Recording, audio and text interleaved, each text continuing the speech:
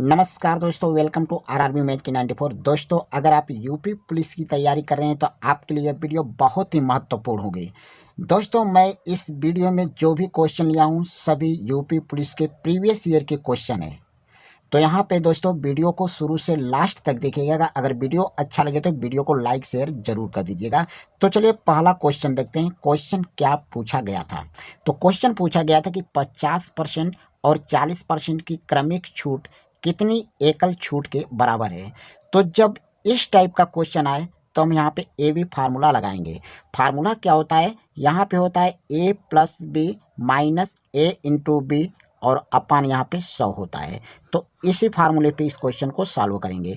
ए की जगह 50 लिखेंगे, बी की जगह 40 लिखेंगे। तो यहाँ पे लिखेंगे 50 प्लस 40 माइनस 50 गुणे 40 बटे में यहाँ पे 100 लिखेंगे। यहाँ से 2 जीरो से ये 2 जीरो कटा देंगे तो 50 और 40 कितना हो गया? 50 और 40 90 हो गया। और माइनस यहाँ पे 5 का 4 में गुणा कर देंगे तो यहाँ पे हो जाएगा 20। और 90 में से 20 घटा देंगे तो कितना हो जाएगा? 70 हो जाएगा। और 70% ही आपका करेक्ट आंसर हो जाएगा। देखेंगे किस ऑप्शन में है, तो ऑप्शन नंबर डी में है और ऑप्शन नंबर डी आपका करेक्ट आंसर होगा। ठीक है, चलिए नेक्स्ट क्वेश्चन देखते हैं। अगला क्वेश्चन दिया है कि चीनी की मात्रा का अनुपात जिसमें चीनी की कीमत 40 रुपया प्रति किग्रा और 30 रुपया प्रति किग्रा है, दोनों चीनी को किस अनुपात में मिलाया जाना चाहिए ताकि मिश्रण को 32 रुपया प्रति किग्रा पर बेचने पर कोई लाभ या हानि न हो। तो हम ऐसे क्वेश्चन को सॉल्व करने के लिए यहाँ पे एलिगेशन नियम लगाएंगे। तो यहाँ पे 40 रुपया प्रति किग्रा है, यहाँ पे लिखेंगे 40 और यहाँ पे लिखेंगे 30। ठीक है, और यहाँ पे जो टोटल मिश्रण आपका है कितना है? 32 है। तो 32 को हम यहाँ पे लिख देंगे। अब यहाँ से हम एलिगेशन रूल लगाएंगे। तो यहाँ पे 40 में से 32 घटाकर यहाँ लिखेंगे और यहाँ पे 32 में से 30 घटाकर यहाँ लिखेंगे, यानी अंतर करेंगे। जो अधिक होगा उसी में से घटाएंगे। तो यहाँ पे 40 अधिक है, 40 में से 32 घटाएंगे तो 8 बचेगा और 30 में से 32 यानी 32 में से 30 घटा देंगे तो यहाँ पे बचेगा 2। तो यहाँ पे हो गया 2:8 यानी 2:8 का अनुपात। अब यहाँ से काटेंगे दोनों को तो 2 एकम 2 और 2 चौके 8, ये हो गया 4। तो आपका आएगा 1:4 और 1:4 आपका करेक्ट आंसर होगा। देखेंगे किस ऑप्शन में है, तो ऑप्शन नंबर ए है और ऑप्शन नंबर ए आपका करेक्ट आंसर होगा। चलिए नेक्स्ट क्वेश्चन देखते हैं। अगला क्वेश्चन दिया है कि एक ट्रेन 79.2 किलोमीटर प्रति घंटा की गति से चल रही है। यह 7 सेकंड में एक खम्भे को पार करती है, तो ट्रेन की लंबाई ज्ञात कीजिए। अब यहाँ पे देखिए, यहाँ पे ट्रेन खम्भे को पार करती है। तो ट्रेन किसी बिंदु को पार करे या पेड़ को पार करे या खम्भे को पार करती है तो वह अपने लंबाई के बराबर ही दूरी पार करती है। यहाँ पे पूछा है ट्रेन की लंबाई, यानी दूरी पूछा है तो दूरी बराबर होता है चाल गुणे समय। चाल गुणे समय होता है। तो फार्मूला लगाएंगे यहाँ पे दूरी बराबर चाल गुणे समय। चाल गुणे समय होता है। ठीक है, अब यहाँ पे देखिए चाल दिया है 79.2 किलोमीटर और यहाँ पे समय दिया है 7 सेकेंड। तो यहाँ पे लिखेंगे चाल है 79.2, समय दिया है 7 सेकेंड। लेकिन ये आपका जो है किलोमीटर में है, तो किलोमीटर को हम मीटर में बदलेंगे। तो पहले इसको मीटर में बदलेंगे तो ये 5/18 से गुणा कर देंगे और गुणे में समय दिया है 7 और यहाँ पे हम 7 लिख देंगे समय की जगह। अब यहाँ से 18 से काटेंगे इसको तो 18 चौके 72 और ये 18 चौके 72 यानी 4.4 हो जाएगा। अब सबका हम गुणा कर लेंगे।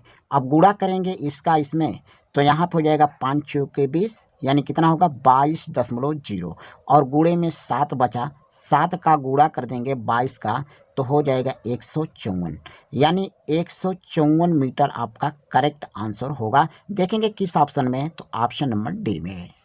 नेक्स्ट क्वेश्चन देखते हैं। अगला क्वेश्चन दिया है कि 30 संख्याओं का औसत 1.2 है, उनमें से पहले 20 का औसत 1.1 है और अगले 9 का औसत 1 है, तो अंतिम संख्या क्या होगी?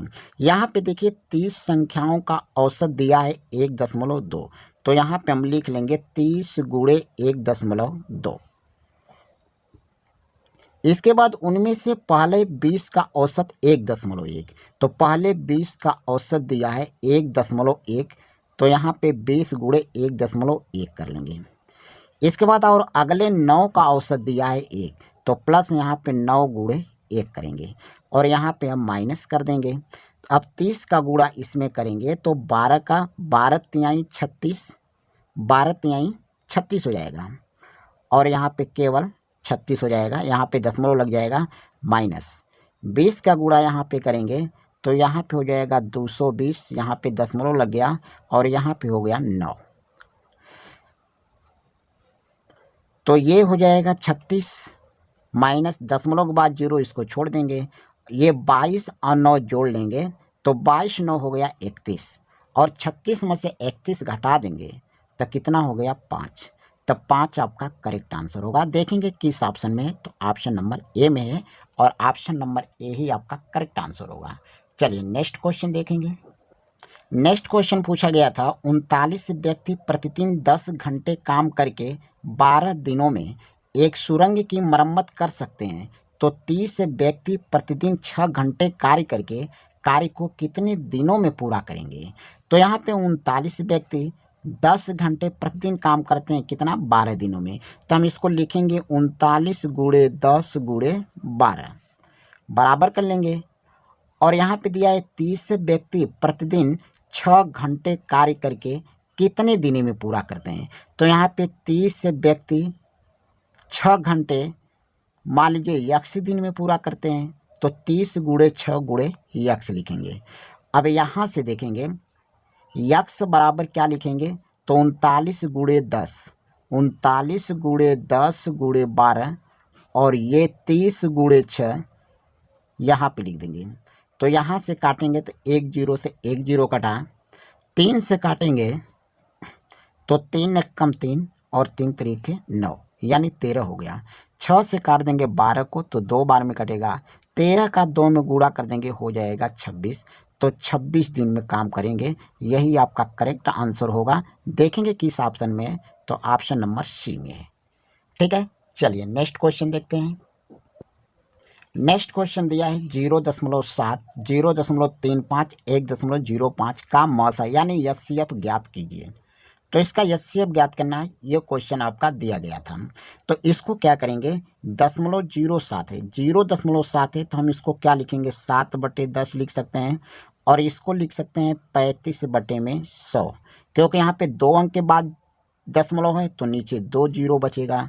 और यहाँ पे 105 लिखेंगे, यहाँ पे 2 अंक के बाद दशमलव है तो 1 लिख करके 2 0 यानी 100, तो इतना हो गया।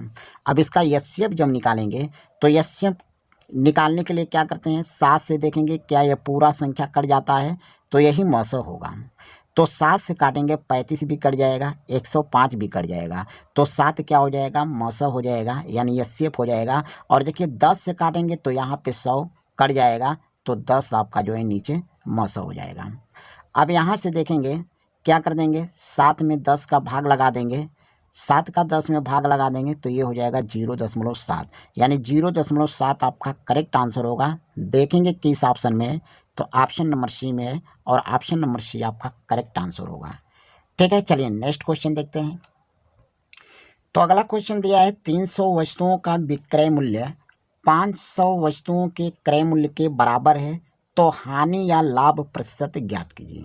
यहाँ पे देखिए दिया है 300 वस्तुओं का विक्रय मूल्य 500 है, यानी विक्रय मूल्य जो दिया है 500 यानी एसपी दिया है 500 और ये क्रय मूल्य की जगह 300 लिखेंगे यानी सीपी कितना है 300 है।